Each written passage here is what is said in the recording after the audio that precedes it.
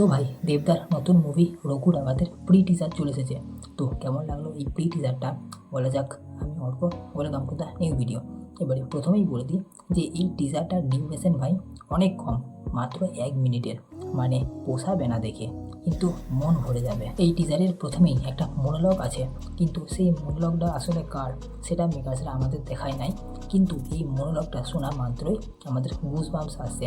আর টিজারের মধ্যে এমন অনেক ডায়লগ আছে যেগুলো শুনে আমাদের লিটারালি গুজবাম্পসে আসবে। যেমন বাঘ কখনো ইতিহাস লেখে না, ইতিহাস লেখে শিকারীরা। আর যদি বাঘেরা ইতিহাস লিখত তাহলে পুরো ইতিহাসই পাল্টে যেত। তারপর আছে আগুন নিভে যায় কিন্তু ছাই পড়ে না। আবার আরেকটা ডায়লগ আছে যেটা দিয়ে টিজারটা মেনলি শুরু হয়, যে ইংরেজরা মনে করেছিল ভারতীয়রা মরে গেছে, কিন্তু ভারতীয়রা তো। তাই এরকম মতো ডায়লগ অনেক আছে এই টিজারটাতে, আর প্রত্যেকটা শুনেই আমাদের ভালো লাগবে। এরকম 3-4টে সব মারাত্মক মারাত্মক লেভেলের ডায়লগ আছে যেগুলো শুনলে আমাদের লিটারালি গুজবাম্পস আসবে।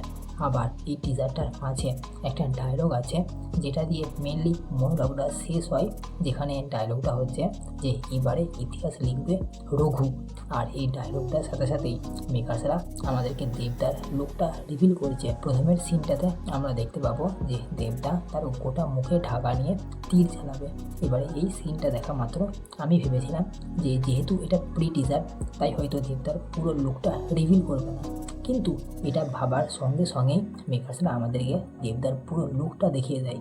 আর দেবদাকে বড় বড় চুল আর বড় বড় দাড়ি রেখে যা লেভেলের লাগছে ভাই, পুরো সেরা। দেবদাকে দেখানোর সাথে সাথে টিজারটাতে যেভাবে বিজিএম চলতে থাকে ভাই, পুরো সেরা, কোনো কথা হবে না।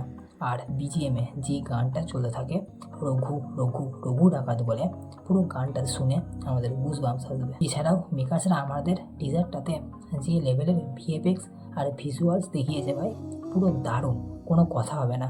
সেটা মানুষ পোড়া থেকে শুরু করে দেবদার ঘোড়ায় চড়া, আবার দেবদার তীর চালানো, সবগুলোতেই প্রযোজ্য। মুভিতে কীরকম লেভেলের সব ভিএফএক্স বা ভিজুয়ালস থাকতে চলেছে সেটা আমাদের মেকার্সরা এই প্রি টিজারটাতে দিয়েই জানিয়ে দিয়েছে। তবে এই ভিডিওর এরকম 2-1টা সিন আছে যেগুলোকে দেখে আমাদের এআই জেনারেটেড বলে মনে হবে, কিন্তু ভালো ব্যাপার হচ্ছে যে সেই সিনগুলো এআই জেনারেটেড হওয়া সত্ত্বেও পুরো সিনের সাথে ম্যাচ খেয়ে যাচ্ছে, আর আমরা অত সহজে ওইটা ধরতেও পারছি না।